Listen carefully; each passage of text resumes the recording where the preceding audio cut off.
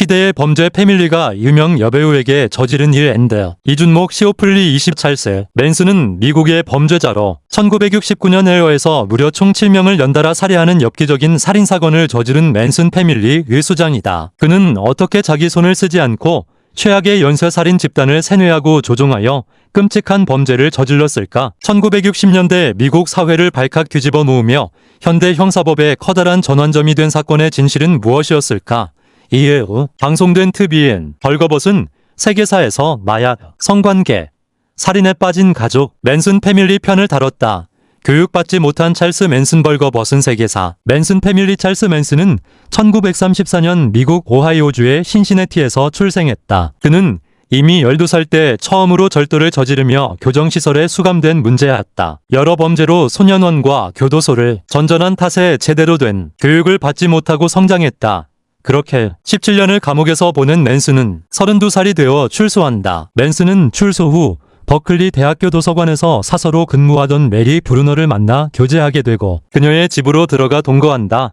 1960년대 미국에서 유행한 히피 문화는 사랑과 평화를 슬로건으로 내세우며 억압되지 않은 자유로운 삶을 추구했다. 당시의 히피들은 낯선 이들과 함께 지내는 것을 쿨하고 힙하게 여겼다. 이러한 시대적 환경 속에서 별 볼일 없던 일개 잡범 출신이던 맨슨은 엘리트 여성인 브루너에게 접근하여 그녀의 마음을 사로잡을 수 있었다. 맨슨은 교도소에서 기타 연주를 배웠고 심리학 서적을 읽는가 하면 감옥에서 만난 성매매 포주들을 통해 여성의 마음을 사로잡는 기술을 배웠다. 맨슨은 사이비 종교인 사이언톨로지에 심취하여 종교 교리에 능통했고 인간의 불안과 상처를 파고드는 대화법을 터득한 것으로 추정된다. 이를 바탕으로 맨슨은 브루너처럼 주로 마음속에 결핍이 있는 여성들 자신의 편으로 연이어 포섭하며 자기 패밀리를 구축한다. 가출 소녀였던 린넷 프롬과 수전 애킨스, 성직자의 자녀였던 루스엘, 집단 괴롭힘을 당했던 패트리시아 크레닝클 등 사회 경험이 부족하고 불행한 어린 시절과 낮은 자존감을 지닌 10대에서 20살의 어린 소녀들을 주로 타깃으로 삼아 유혹했다. 맨슨은 히피 문화 특유의 사랑과 자유의 정신을 교묘한 화술로 왜곡했고 마약까지도 사용하며 환각 상태에서 젊은 여성들을 세뇌했다. 여성들은 맨슨의 이야기를 어느새 종교 교리처럼 신봉하게 됐다. 이후로도 여러 여성과 남성들까지 맨슨의 집단에 합류하며 그 규모는 점점 커진다. 맨슨의 범죄 공동체 벌거벗은 세계사. 샤론 테이트. 맨슨은 20여 명으로 불어난 범죄 공동체를 통제하기 위해 엄격하고 강압적인 규율을 도입한다. 맨슨은 멤버들에게 마약 복용 후 집단 성관계를 강요했다. 탈출하려던 멤버들은 얼마 지나지 않아 다시 붙잡혀왔다. 성착취를 당한 일부 여성 멤버들은 친부가 누구인지도 모르는 아이를 낳기도 했다. 패밀리 내에서 맨슨은 멤버 개개인의 주권과 비판적 사고를 말살하고 마치 사이비 종교의 영적 지도자처럼 절대적 존재로 군림하기에 이른다.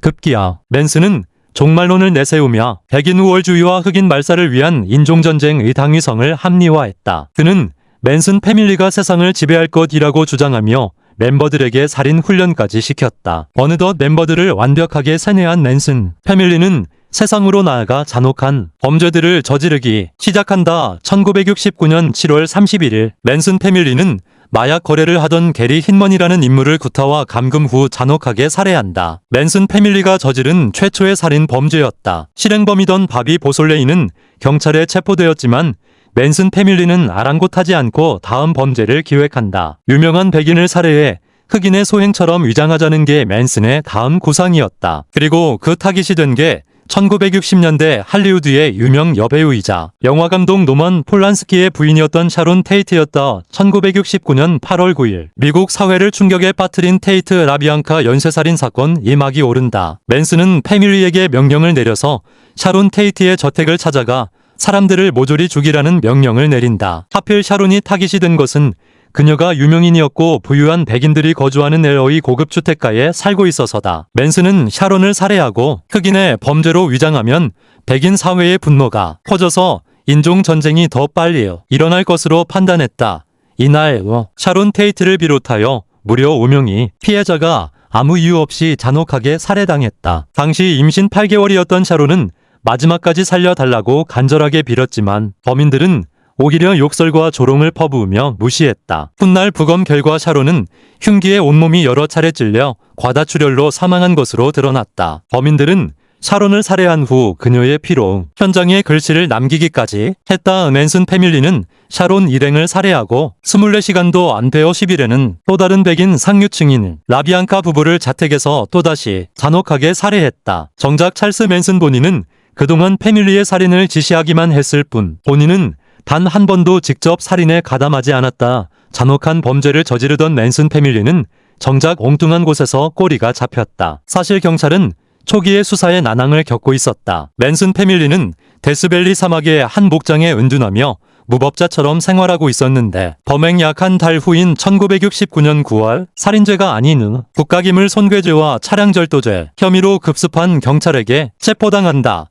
맨슨 패밀리의 일원이었던 수전 애킨스는 감옥에서 다른 수감자에게 자신이 샤론 테이트를 죽인 진범이라고 자랑하고 다녔다. 이것이 결정적인 계기가 되어 경찰은 비로소 맨슨 패밀리의 실체를 파악한다. 1969년 12월 마침내 찰스 맨슨은 살인사건의 배후로 지목되어 체포된다. 하지만 맨슨은 어떤 인간도 날 심판할 수 없다. 나를 심판할 수 있는 건 오직 나뿐이라며 뻔뻔한 모습으로 일관했다. 당시만 해도 맨슨에게 살인죄의 주범으로 유죄 판결을 내릴 수 있을지는 불확실한 상황이었다. 미국 형법상 살인을 사주했지만 어쨌든 직접 실행하지 않은 이에게 살인죄가 인정된 사례는 이때만 해도 드물었기 때문이다.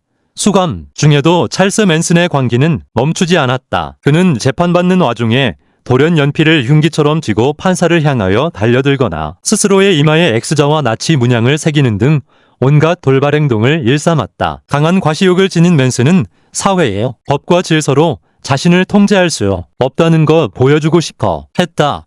맨슨 패밀리는 맨슨의 무죄를 주장하며 법정 밖에서 시위를 벌이거나 맨슨에 대한 영원한 복종의 의미로 길거리를 기어다니는 등 엽기 행각을 일삼았다. 여성 멤버들은 재판받기 위해 법원 복도를 걸어가면서 서로 손을 잡고 찰스 맨슨의 자작곡을 합창하기도 했다. 미국 사회에서는 일부 청년들 사이에서 살인마인 찰스 맨슨과 그의 음악을 추종하는 이들까지 생겨났다. 검찰은 찰스 맨슨이 직접 가담자가 아니어도 살인을 종용했기에 사전 계획을 통한 1급 살인 책임이 적용되어야 한다고 해석했다. 맨슨 패밀리의 일원으로 살인에 직접 가담하지 않았던 린다 카사비안이 찰스 맨슨은 우리를 조종하는 신과 같은 존재였다고 증언한 건 맨슨의 범행을 입증하는 데 결정적으로 기여했다. 1971년 맨슨 패밀리의 범행이 인정되어 결국 찰스 맨슨에게 사형이 구형된다. 하지만 1972년 캘리포니아주에서 사형제가 일시적으로 폐지되면서 맨슨은 무기징역으로 감형받게 된다.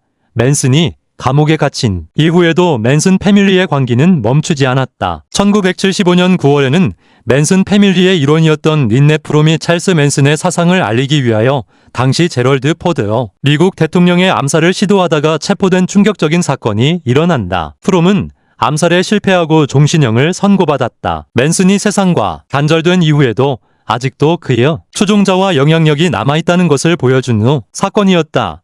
맨슨은 감옥에서 여생을 보내다가 83세까지 장수한 끝에 2017년 사망했다. 평생 죽는 순간까지 그는 자신의 범죄를 한 번도 반성하지 않았다. 생전 언론에서 수차례 인터뷰를 시도했지만 그때마다 맨슨은 앞뒤가 안 맞는 궤변을 일삼거나 괴상한 표정을 짓고 춤을 추는 등 광기 어린 행각도 멈추지 않았다. 맨슨 패밀리 사건은 미국 형사법 역사에서 살인 배후자의 책임을 물은 중요한 전환점이 된 사건으로 남아있다. 이로 인하여 마피아 보스, 사이비 교주, 테러 집단의 배후 등을 처벌할 때 직접 살인에 가담하지 않았더라도 살인죄로 처벌이 가능해졌다. 동시에 세뇌당하기 쉬운 약한 자아를 지닌 사람들만 골라 자신의 범죄 행각에 이용했던 맨슨의 교활함과 광기는 인간이라는 존재가 집단 세뇌와 맹신 앞에 얼마나 취약할 수 있는지 경각심을 깨닫게 해준 반면교사로 남아있다.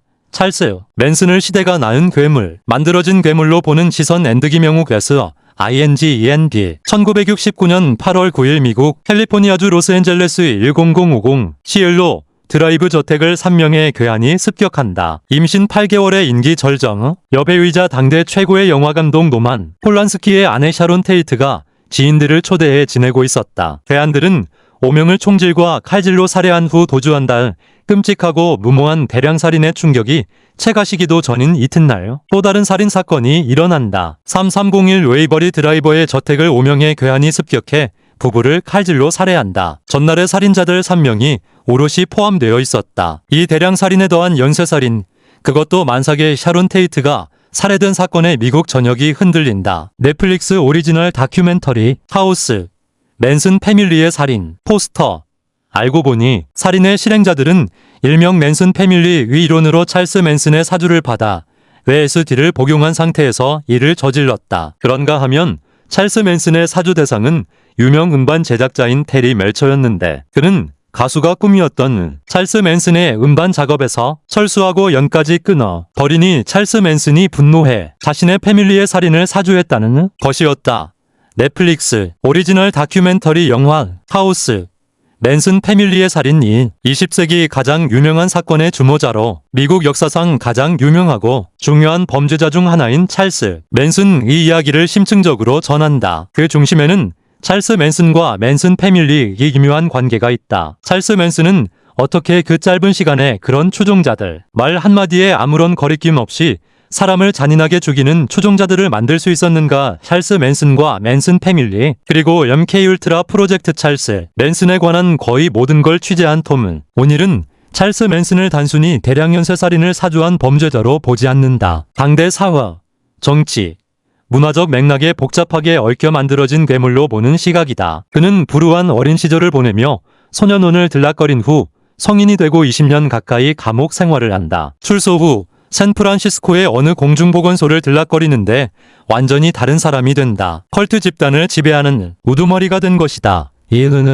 작품은 바로 그 시점의 찰스 맨슨이 CIOEMK 울트라 프로젝트가 시행한 실험이 일환이었다고 주장한다. LSD를 이용해 사람을 조종할 수 있다는 비밀 연구 프로젝트였는데 연구를 맡은 의사 루이 졸리언 웨스트가 때마침 그때 샌프란시스코에 체류했다는 것이었다. 찰스 맨슨이 추종자들을 LSD로 홀려 조종했던 것도 사실이고 말이다. 넷플릭스 오리지널 다큐멘터리 카오스, 맨슨 패밀리의 살인 유의 한 장면을 하지만 이른 주장에 불과하다. 음모론의 일종인 것이다. 찰스 맨슨이 그 짧은 시간에 자신의 말 한마디에 아무런 죄책감도 없이 사람을 잔인하게 죽이는 추종자들을 거느리게 되었는지 궁금하지 않을 수 없으나 그리고 CIOEMK 울트라 프로젝트가 그쯤에 실행되기도 했으나 불을 잇는 확실한 고리는 밝혀지지 않았다. 정황상의 추측만 할 뿐이다.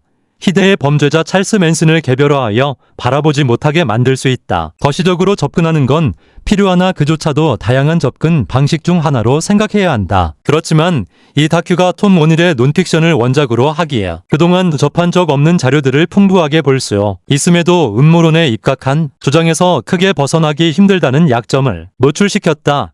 찰스 맨슨과 반문화, 반문명 운동 그런가 하면 또 다른 주장 혹은 음모론도 등장하는데 고개가 끄덕여진다. 당대를 휩쓴 히피 문화, 그러니까 반문화 운동을 타파하는데 찰스 맨슨을 이용했다는 것이다. 1960년대 후반 들어 베트남 전쟁이 교착 상태로 들어가며 사회적으로 각종 문제가 일어나고 희망도 잃어가니 반문화, 반문명 운동이 격하게 시작되었다. 미국 정부, 즉 CIO는 이를 타파하기로 한다. 넷플릭스 오리지널 다큐멘터리 카오스, 맨슨 패밀리의 살인 위의 한 장면, CIO가 점 찍은 건 찰스 맨슨. 그를 이용해 히피 문화의 상징과도 같은 공동체 생활과 LSD 복용의 심각한 폐해를 직접적으로 보여준 것이다. 극단적 히피 컬트 집단을 세뇌시키고 무자비한 살인을 하게끔 한 찰스 맨슨. 실제로 1969년 8월에 충격적인 연쇄대량 살인 사건이 히피 문화의 몰락의 절대적 역할을 했다고 본다. 그렇게 한 시대가 저물고 1970년대로 나아간다. 찰스 맨슨과 맨슨 패밀리의 살인자들은 사형을 언도받았다가 무기징역으로 감형되어 몇은 옥사했고